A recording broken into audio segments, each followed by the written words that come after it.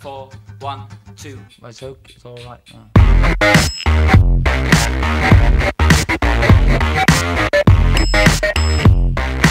Welcome back to another episode of Beer Addiction. Once again with Hal. Hello. Mike, your host, and another St-Ambroise beer, courtesy of St-Ambroise themselves. A nice India Pale Ale.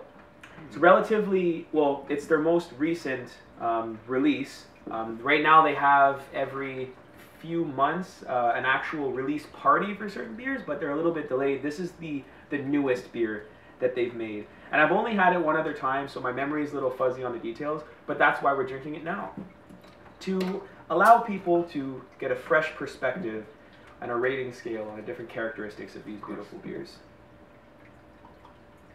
Already impressed with the color I'm seeing, and what looks like to be a beautiful head on top of a nice light red, dark orange color, which is what I'd expect from a pale ale or an IPA.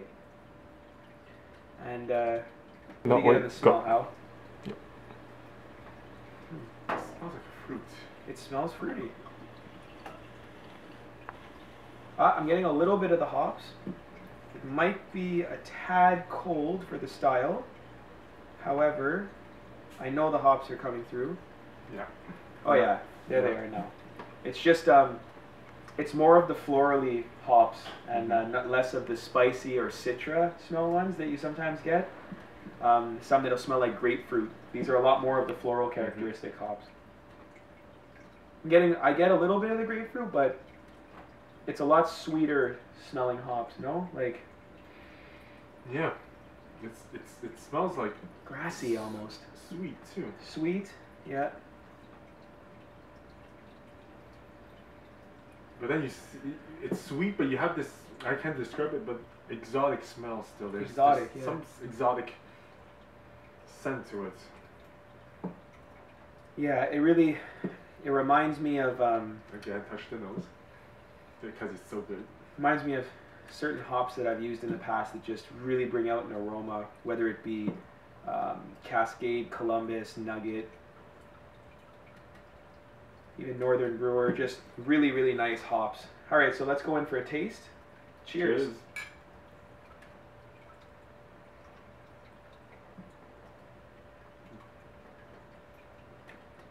Yeah, you taste that. Yeah, the hops are definitely on the palate. Not sure if St-Ambroise gives us an IBU count.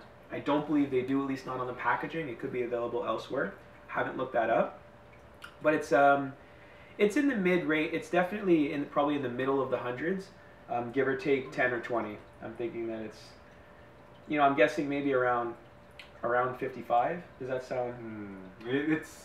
It's not too high, but it's definitely there present. It's definitely there, but not that high. It's in the mid-range, I think. Yeah. Between definitely on the higher end of the spectrum, between 40 and 60, I think. Something around there. Yeah, because you need to you wash it around your mouth and then you swallow it, and in the end there is the aftertaste. That's where you can gauge this. Definitely, and the hop, actually the flavors directly correlate to the smell. Like we had mentioned, more of those florally sweet hop taste. There's definitely an underlying malt sweetness coming from this beer. Again, it's not a ridiculously strong beverage. This is 6.2% India Pale Ale, which is around 6% is the ideal percentage for something with this level of bitterness and sweetness. So that percentage makes me think that it is around between 55, 65 IBU range. So yeah, I get a nice florally sweetness coming from the smell and from the taste. Let's go in for another mouthfeel to get a better representation.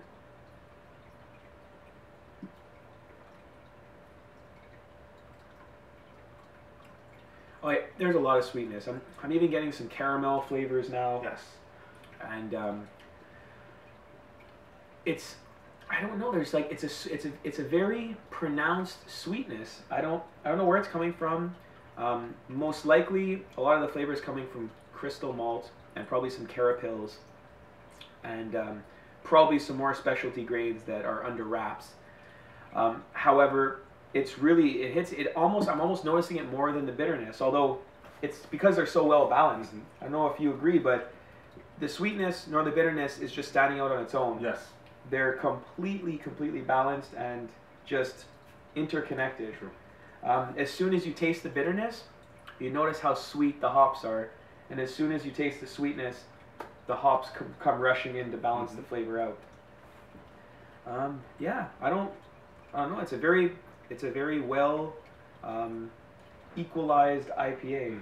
Very representable of the style. A very appropriate level of bitterness. I have to say though that those people who don't like a bitterness will probably not enjoy this beer that much because the hops are still in your face. However, it could possibly be a transition beer for those people because of how sweet it is.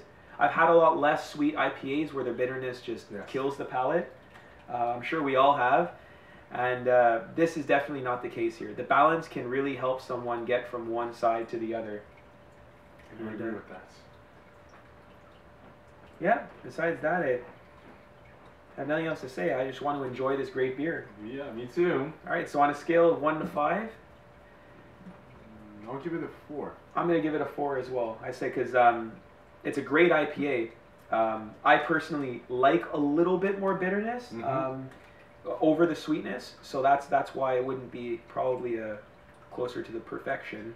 Well, we can both agree that we drink considerable amounts of IPAs. Yes, so definitely. Our palates are more adaptable to like the 90 range. Probably around there. But that's not to say that this doesn't fight that. No. But in any case, it's a really great beer, and St-Ambroise has hit the nail on the head once again.